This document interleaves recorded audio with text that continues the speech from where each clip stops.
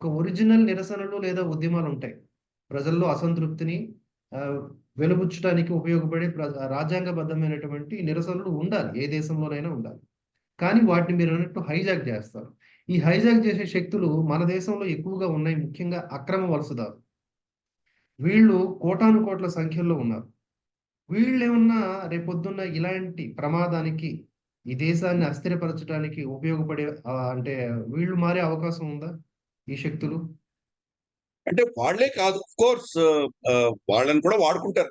వాడుకోరని నేను అనట్లేదు. మన దేశంలోనే ఆహ్, ఆహ్, ఒక విధమైనటువంటి ఆహ్, ఇటువంటి అసాంఘిక చర్యలు చేసేటువంటి శక్తులు చాలా మంది. ఆహ్, ఫర్ ఇన్‌స్టెన్స్ ఇప్పుడు సడెన్‌గా ఐ లవ్ మొహమ్మద్ ఎందుకు మొదలుపెట్టారు? 1500 సంవత్సరాలుగా ఇస్లాం ఈ దేశంలో ఉంది. ఉన్నటువంటి ఇస్లామిక్ రాజ్యాలకు కావచ్చు, ఇస్లాం ముస్లిమ్స్ కావచ్చు, ఎవరైనా మీ ప్రాఫెట్ మొహమ్మద్‌ని మీరు ప్రేమించొద్దని ఎవరైనా చెప్పారా? దానికోసం ఉద్యమం చేసి బ్యానర్‌లు తీసుకొని బయటికి రావాల్సిన అవసరం ఏమొచ్చిందది? సో, సంఘటీకృతం చేయడం వాళ్ళని. వాళ్ళలో ఏదో మీకు అన్యాయం జరుగుతోంది అని ఒక నేరేటివ్ తీసుకురావడం. సో, అందుకని మనకు చొరబాటుదారులు, అక్రమ చొరబాటుదారులే కాదు, మన దేశంలో ఉన్నటువంటి వాళ్ళని కూడా ఇలా తయారు చేసేటువంటి పరిస్థితులు మనం చూస్తున్నాం. అందుకని చెప్పాను గదా! మన ఫాల్ట్ లైన్స్ మనకున్నటువంటి విభేదాలని, మనకున్నటువంటి వైవిధ్యాన్ని విభేదాలు చూపించేటువంటి ప్రయత్నం జరుగుతోంది. ఫర్ ఇన్‌స్టెన్స్ మనకు దక్షిణాపథంలో మనం చూస్తే గనక, మనకు భాషా ప్రేరితమైనటువంటి మనకు మనకు బీహారీలను ఎంత కించపరిచి వాళ్ళు ఎలా ప్రవర్తిస్తున్నారో మనం చూసాం. చెన్నైలో, అవును. తమిళనాడులో ఎలా చూస్తున్నాం. అలాగే మనకు కర్ణాటకలో పాపం ఎక్కడో ట్రాన్స్‌ఫర్ అయ్యి వచ్చినటువంటి బ్యాంక్ ఆఫీసర్ కన్నడ తెలియనందుకు ఎలా ప్రవర్తించారో మనం చూసాం అక్కడ కూడా. అవును. భాష ఇవన్నీ జరుగుతున్నాయి.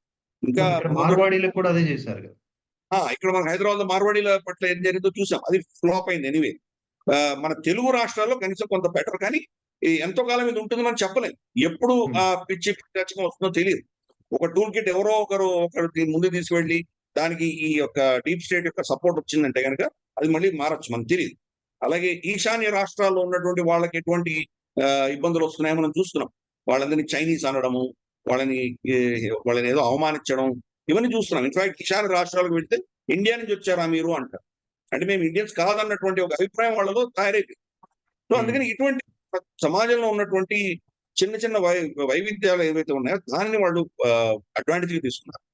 ఈరోజు మొత్తం యూరప్‌లో ఎన్ని భాషలున్నాయో, ఎన్ని జాతులున్నాయో, ఎన్ని కులాలు, ఎన్ని మతాలున్నాయో దానికంటే ఎక్కువ ఒక్క భారతదేశంలోనే ఉన్నాయి. మన మన బలం అనేది మన వైవిధ్యమే మన స్ట్రెంగ్త్. కానీ దానిని ఫాల్ట్ లైన్స్‌గా వాడుకుంటున్నాం.